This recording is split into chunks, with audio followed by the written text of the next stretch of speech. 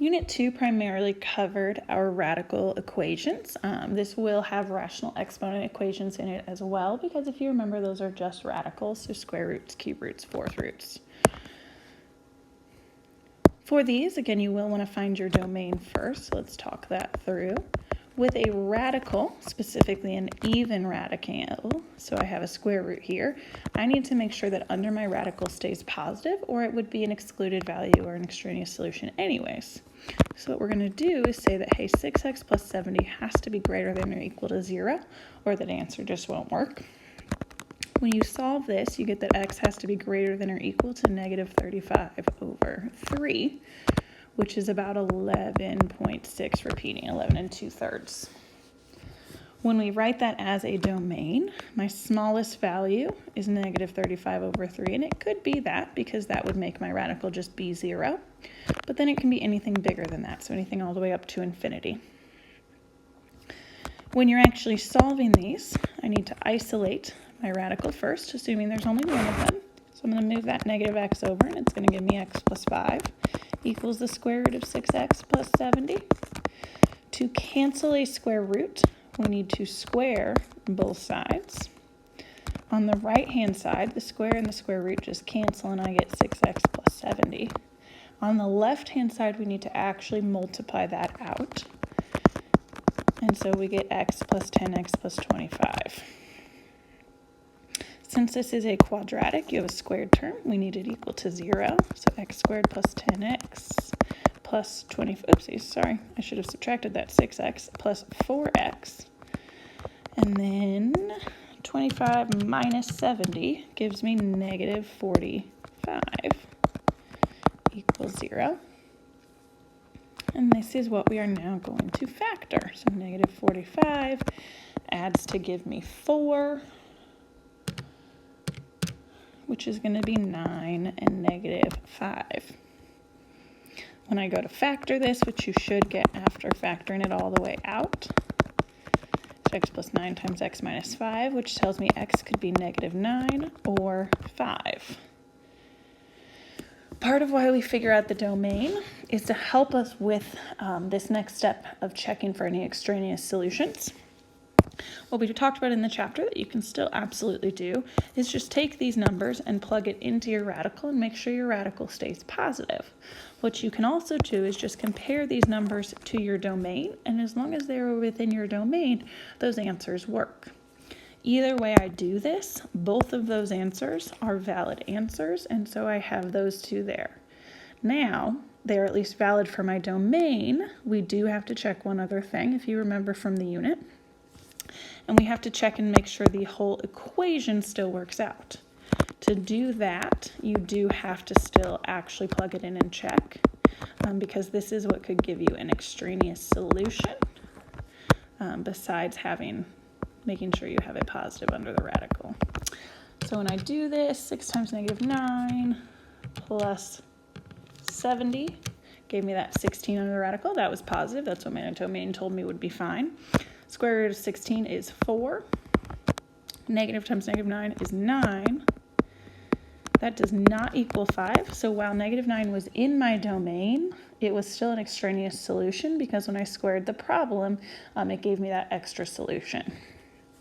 If I check the other answer, negative 5 plus, oh, why did I write 5 here? That should be a 70. 6 times 5 is 30, plus 70 is 100. Square root of 100 is 10, plus negative 5. That does equal 5, so 5 still works. Okay, so you can check this a variety of ways. Actually checking it by hand will be required, but you can also compare it with your domain for at least an initial check. And if something does not work in your domain, that means it automatically doesn't work as an answer, and you in theory wouldn't have to check that number by the second method.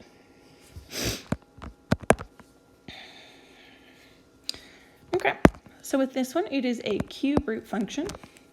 For that, cube roots, your odd roots, you can cube root positive numbers, negative numbers, fractions, whatever. So your domain is negative infinity to infinity. And then we'll go ahead and actually solve this.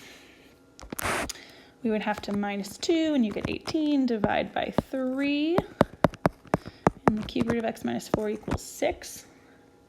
You are now going to cube both sides, and x minus 4 equals 216, and you get x equals 220. Now technically when it's a cube root, you don't have to check it. You are always welcome to check it. I could plug it back into my original answer.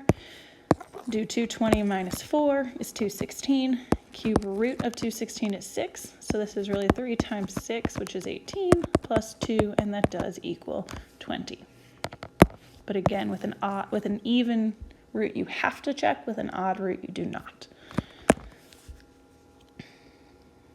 With your problems, they could also look like this and be a rational exponent.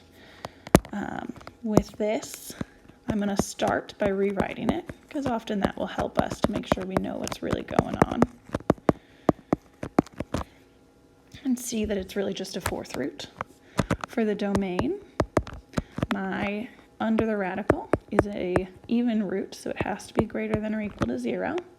So when I solve that, I get that x has to be greater than or equal to 3.5, or 7 over 2. For my domain then, it's any number bigger than 7 over 2, or it could be 7 over 2, because my radical can be 0. That's not a problem. When we go to solve it, we have minus 2 and get negative 28, divide by 7, and you get that the fourth root of 2x minus 7 equals negative 4. Raising both sides here to the fourth power, you get 2x minus 7 equals 256. You would add 7 and get 2x equals 263. So x is 263 over 2, or approximately, or no, exactly 131.5.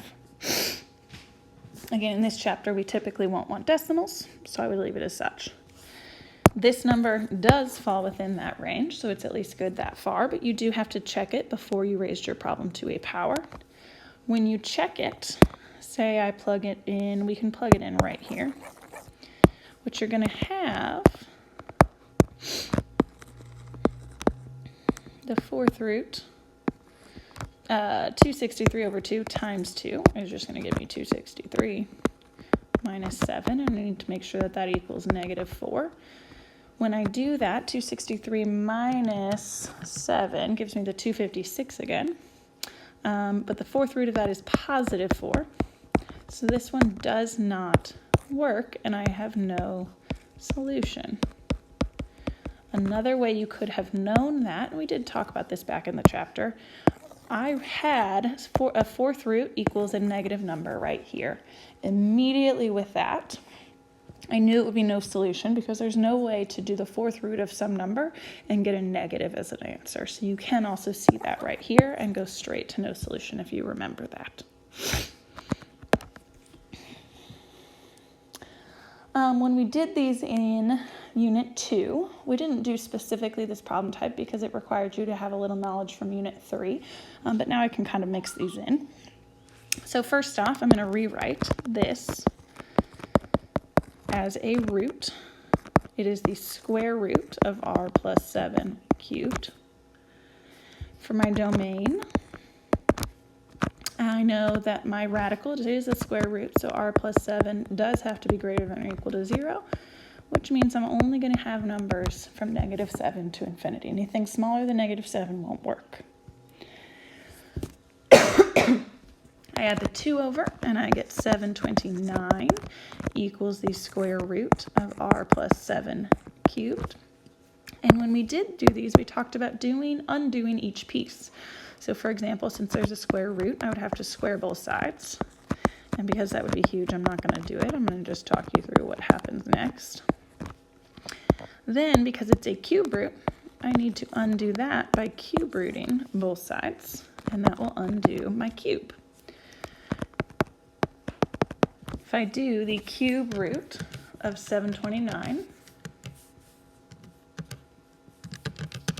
yep, you get 9. So this is really just 9 squared, or 81. And you end up getting that r equals 74.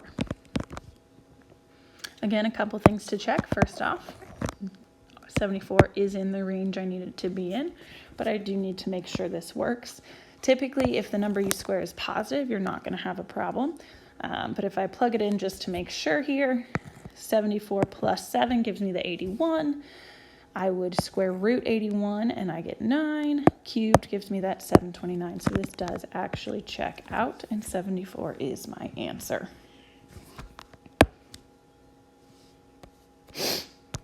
Last but not least, we'll look at this one here. Again, I would write it as a root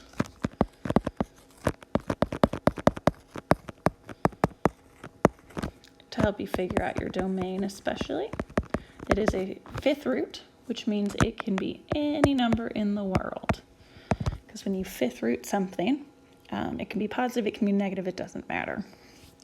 So we do want to isolate our radical. It's going to be the fifth root of x plus 2 squared equals 16. And I'm going to need to raise both sides to the fifth to cancel out the root.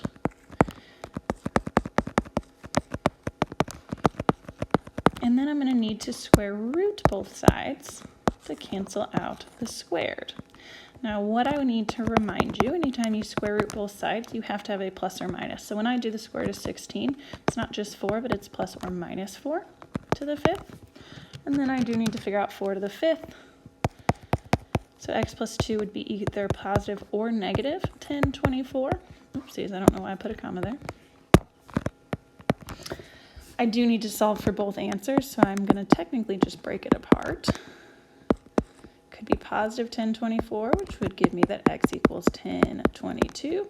I don't know why I'm putting a comma there. It could also be x plus 2 equals negative 1024, which would give me x equals negative 1026. So those would be your answers. Since it is a fifth root, again, I'm not worried about checking it. You can always go back and check it, and both of those do work.